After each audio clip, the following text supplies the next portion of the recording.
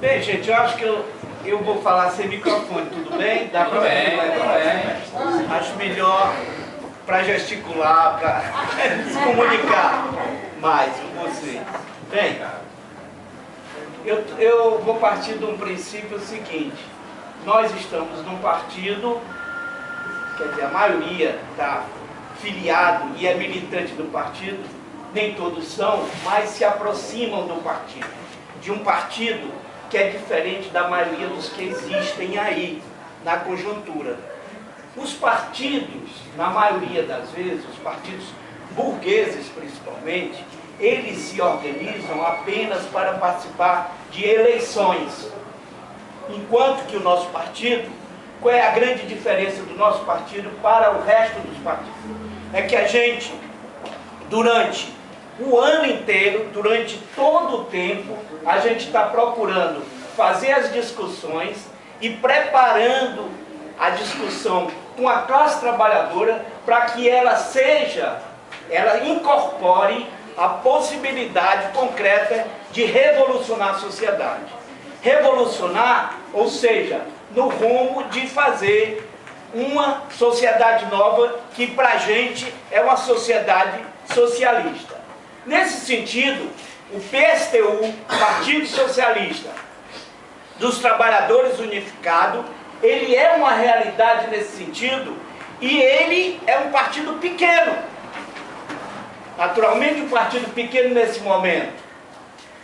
Aí a gente tem, por exemplo, assim de cara, num segundo turno de umas eleições, nós temos um Partido dos Trabalhadores, com o nome de Partido dos Trabalhadores, que hoje talvez ele já não representa, talvez não, com certeza, ele não representa a classe trabalhadora. Entretanto, ele veio numa construção que dizia o seguinte: a emancipação dos trabalhadores será obra dos próprios trabalhadores. Esse era o lema inicial do Partido dos Trabalhadores quando ele foi fundado. Hoje, ele parece um partido igual ao outro que está disputando com ele o segundo turno, o PSB. Por acaso, também, Partido Socialista Brasileiro. Quando os caras vão falar da enquete que está acontecendo agora para a eleição, os caras dizem assim: o petista teve tanto e o socialista teve outro tanto na pesquisa. Que socialista, companheiros? Será que o Roberto Cláudio é um socialista? Eu creio que não. Mas ele pertence a um partido que fala em sigla socialista. Por que isso? Por que isso acontece? Todos os outros partidos, inclusive, procuram, para terem algum encanto, falar de socialismo, falar de trabalhador, para trazer os trabalhadores para o seu voto, para que o trabalhador vote nesses partidos e se encante como se estivesse fazendo alguma mudança. Esse é o grande desafio que a gente tem, porque na verdade nós queremos que o trabalhador vote na época da eleição, mas que ele se organize e venha fazer no dia a dia, no sindicato, numa associação de moradores, no seu local de trabalho, uma discussão com a sociedade que é a revolução para mudar essa sociedade.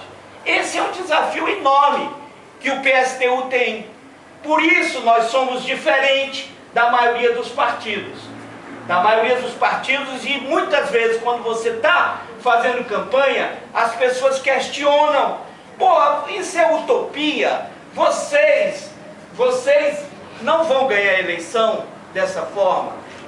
Aí é que está o seguinte: é o desafio que os trabalhadores que se organizam num partido como este têm, numa discussão que está no campo da burguesia. Porque quando a gente disputa as eleições, a gente está participando de um processo que não é democrático, como eles dizem. Eles falam muito em democracia. Entretanto, qual foi o tempo de TV que nós tivemos?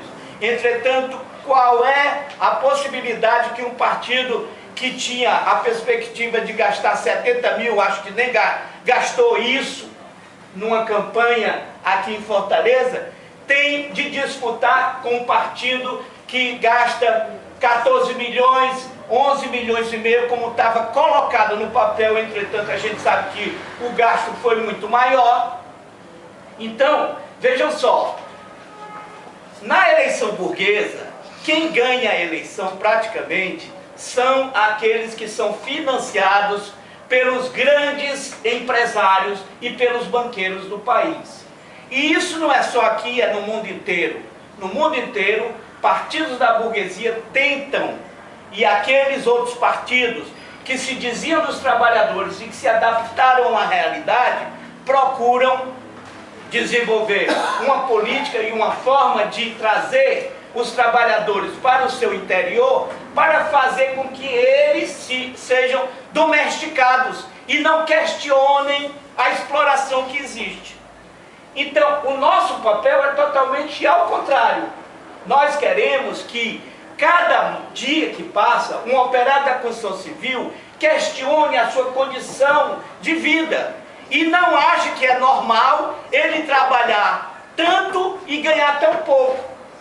E aquele cara que não trabalha coisa nenhuma, apenas administra o capital, administra as condições da sua riqueza, tenha tanto dinheiro para fazer gastos da forma como ele bem entender.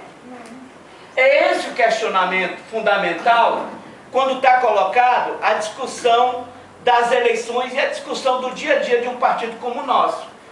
Este é o avanço maior que a gente pode ter dado nas eleições, porque a gente que se considera, né, a gente militante do PSTU, que se considera revolucionário, que quer mudar a sociedade, que quer construir o socialismo, nós achamos que as eleições, elas são apenas um episódio nesse processo todo. Porque é importante, por exemplo, a gente entender que agora, enquanto se está discutindo, por exemplo, enquanto os dois partidos que foram para o segundo turno estão fazendo suas campanhas, vão fazer o último debate hoje à noite na televisão, eles estão, ao mesmo tempo, se preparando para governar para os ricos e não para os trabalhadores. Mas o discurso que eles fazem é como se eles fossem governar para a classe trabalhadora.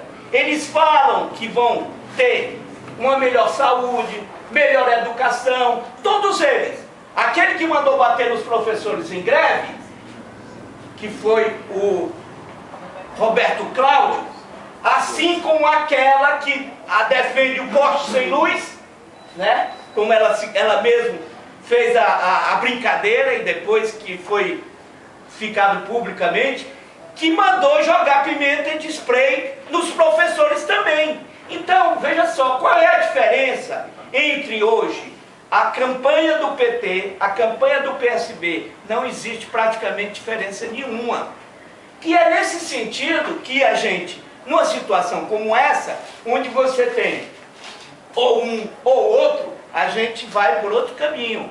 A gente diz que nós não votamos nem em Roberto Cláudio, nem em Elmano, porque são partidos burgueses que não interessam a classe trabalhadora, porque não vão melhorar suas condições de vida nem de trabalho. E, portanto, essa discussão e essa colocação para o conjunto da população, ela é difícil de ser feita. A gente sabe que ela é difícil.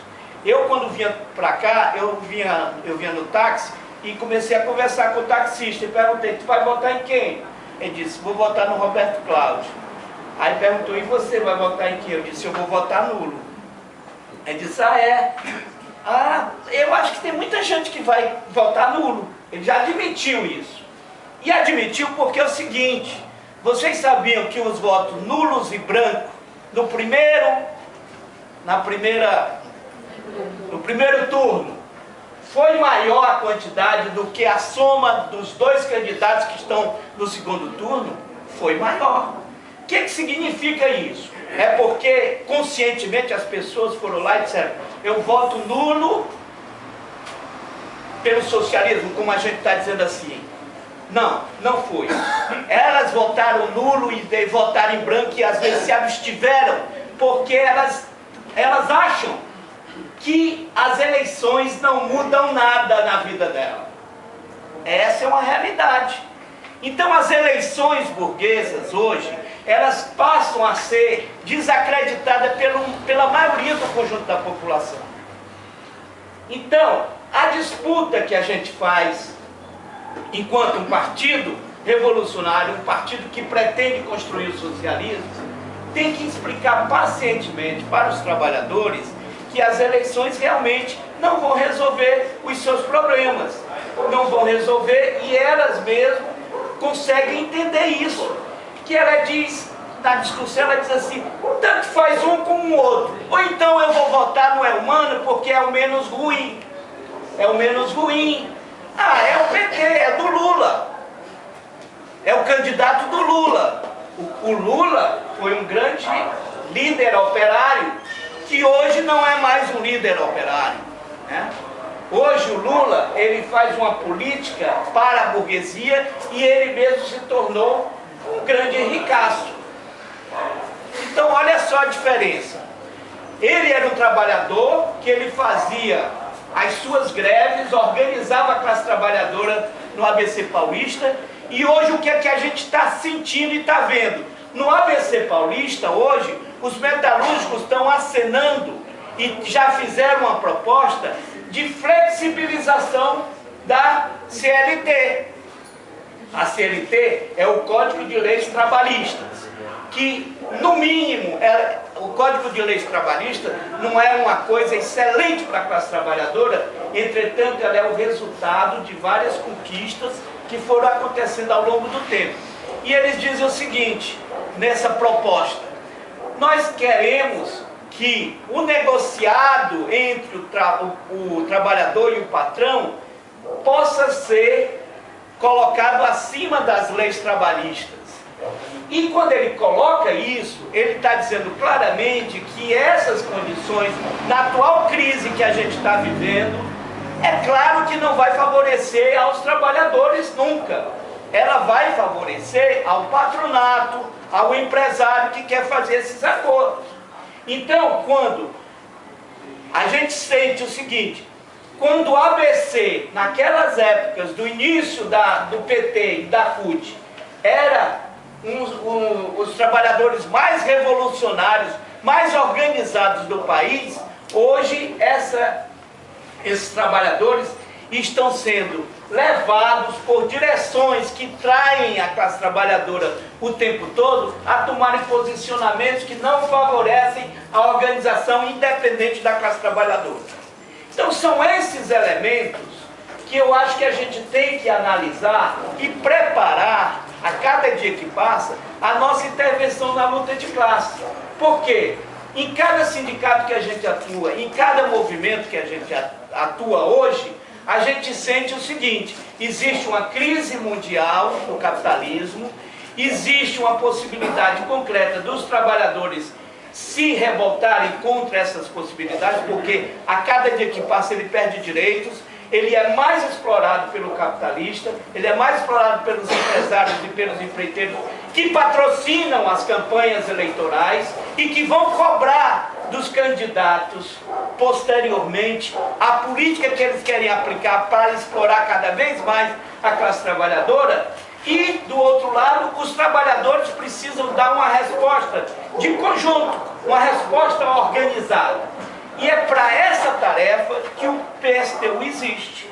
É para tentar organizar a classe trabalhadora a nível nacional, a nível internacional, e tentar fazer com que o socialismo possa ser uma questão importante para o trabalhador lutar por ela. Nessa minha conversa com o taxista, ele disse assim, aí conversando com ele disse, o Elmano é comunista. E ele diz assim, é comunista como se fosse uma coisa ruim, tá entendendo? E é mesmo. Para ele, na cabeça dele, é uma coisa ruim, porque as experiências que passaram para ele, a imprensa burguesa e tudo mais, sempre falou que o comunista até comia criancinha, né? Então, é deturpada a relação que chega a isso para ele. Enquanto que a nossa tarefa fundamental é fazer com que, por exemplo, o PSTU seja um partido que dialogue com essas amplas massas de trabalhadores. Então, veja só, a política, ela é feita pelos homens, pelas pessoas, pelas mulheres, tá certo? Homens e mulheres. A forma como ela é feita, ela é diferenciada dependendo do lado que você está. De que lado existem na sociedade, genericamente, duas classes sociais importantes, hoje, no sistema capitalista, que é a classe dos burgueses, a classe da burguesia que explora a classe trabalhadora, que é o proletariado. Quando a gente fala a classe trabalhadora, é o operário da construção civil, é o operário metalúrgico, é o professor, é o bancário, é um trabalhador assalariado em geral. A classe trabalhadora é isso, porque muitas vezes as pessoas acham assim, bem, então é só os operários que vão fazer a revolução? Não, são os operários principalmente organizados, porque eles são a questão, eles são o fundamental da produção, da organização, eles que constroem as principais riquezas do mundo. Então, eles tendo a consciência política de que o seu papel é importante para mudar a sociedade, ele vai entender que não precisa de um patrão, de um burguês para determinar os seus caminhos. E vai entender que a burguesia explora e ganha dinheiro à custa do seu trabalho. São esses elementos importantes que eu queria colocar para entender qual é o papel fundamental dos revolucionários nesses processos todos. Porque as eleições são uma condição específica em determinado momento, em determinado local. Que um partido como o nosso precisa participar, porque afinal de contas todos vão votar.